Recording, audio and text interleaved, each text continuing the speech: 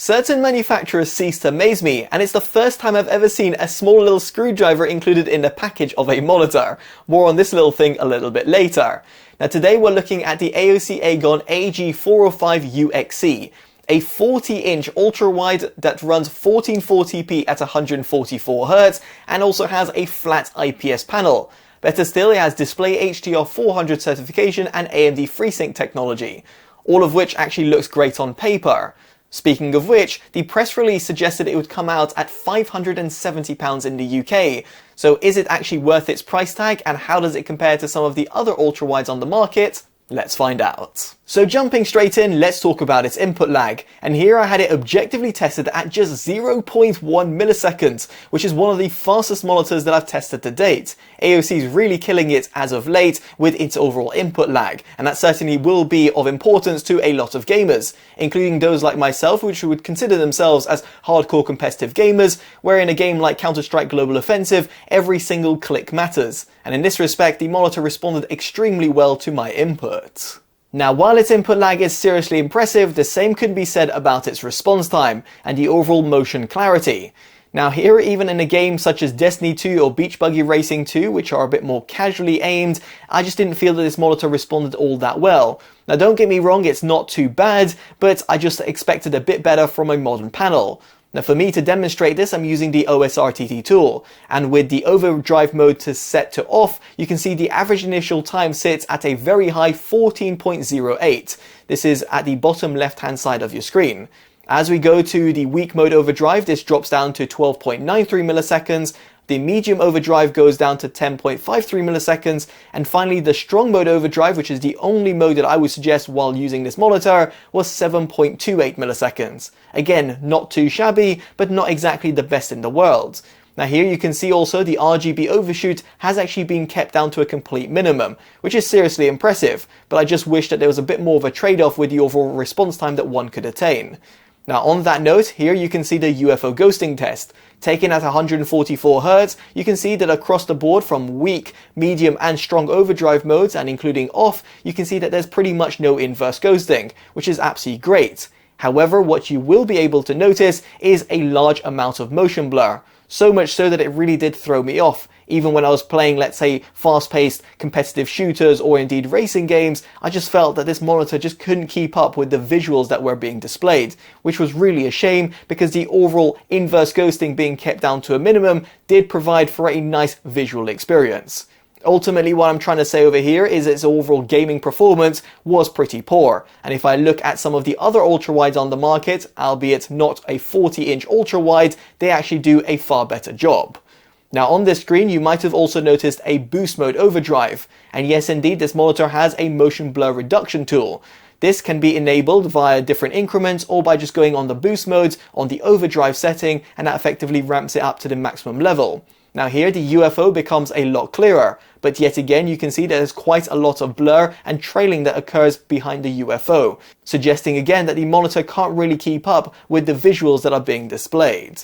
Now I would also like to highlight that MBR cannot be used simultaneously with AMD FreeSync nor Nvidia G-Sync, and also it can't run, understandably so, with HDR. Just something I just thought to highlight because some of its competitors can offer the likes of AMD FreeSync or Nvidia G-Sync to be simultaneously running with MBR. Now speaking about these technologies, the monitor has got a VR range from 48Hz up to 144Hz, and indeed it does not have a native G-Sync module. Nonetheless, I was able to test it with my RTX 3080 while connected over DisplayPort, and I had no sort of black screen or flickering issues while running the Nvidia Pendulum demo.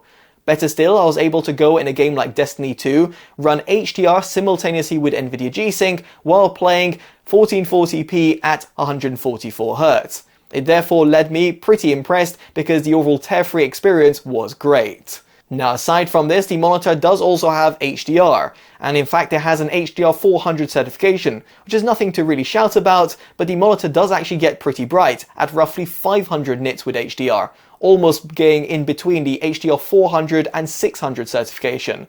Therefore, the overall HDR experience was actually pleasurable. I had no problems whatsoever, yet again, like playing a game such as Destiny 2, where the colors also seem to match and seem to be pretty lifelike.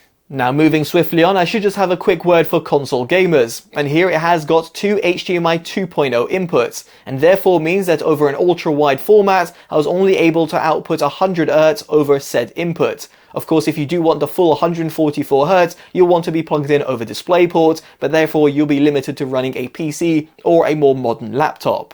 Now here, if you're going to be running on a console, I can't quite confirm the overall resolutions that you'll be able to attain. However, I did notice a 4K signal input via my 4K Blu-ray player, which is certainly impressive and adds to the overall capabilities of this monitor.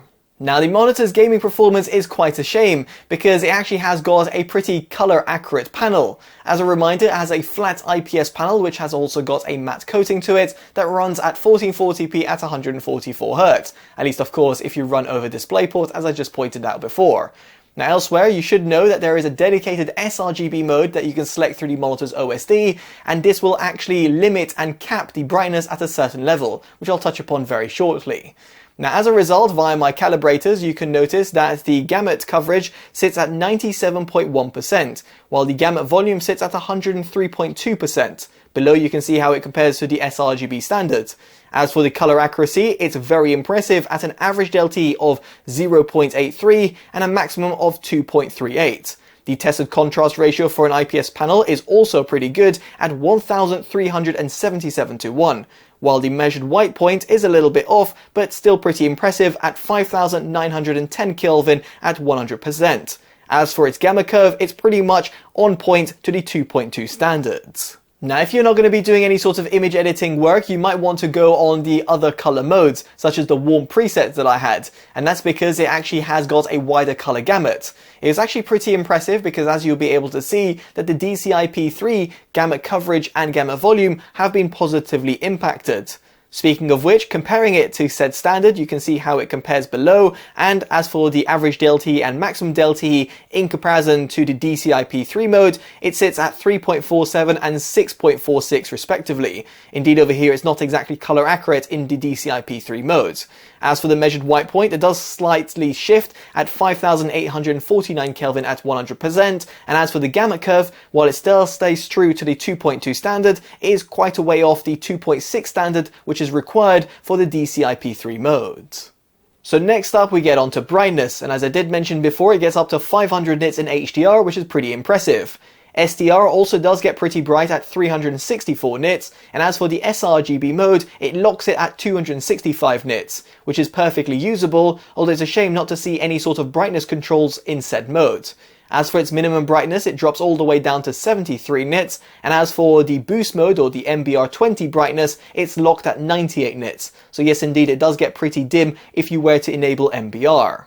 Now as for its overall brightness uniformity, it does an okay job across the board. It is actually a pretty large panel, so I have to give it a little bit of leeway, but still it doesn't exactly do a phenomenal job. As for its backlight bleed, here in this respect I was actually left pretty impressed. There's only a little bit that could be noted at the bottom left hand corner. Granted, it's an IPS panel, and therefore if you're going to be sensitive to any sort of backlight bleed or want excellent performance in this respect, you might want to look at a VA or a TN panel instead. Now moving on from these tests, I would like to talk about the monitor's build quality. And here it's actually got a 3-side borderless design, which means it doesn't take too much space on your desk despite its overall form factor, and it's got a relatively thin bottom bezel with forward-facing buttons, which is absolutely great to see. However, it is actually quite counterintuitive to access the monitor's OSD, and that's due to the overall layout of the buttons and indeed how the monitor's OSD responds. Thankfully, however, you can get around this with the bundled remote, which is the first that I've seen included from the manufacturer.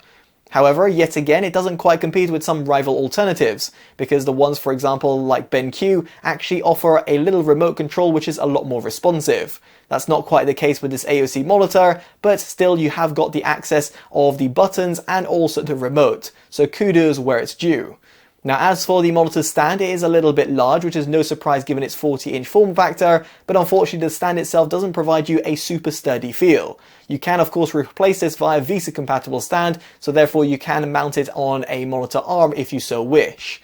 Now on that note here, the monitor's stand does provide you height, tilt and pivot adjustment, but it cannot be rotated. That's no surprise over here given the overall form factor of the monitor, but it's just something I thought to highlight. Now on the subject of its stand, it's no surprise to learn that the small little screwdriver that comes included that I referenced at the beginning of this video is used to actually fixate the stand to the actual monitor. That's because you've got these small little screws. Now this is actually something that I've seen in the past with other monitors, but it's just actually great to see that AOC has actually thought about its users and therefore included a small little screwdriver in the box.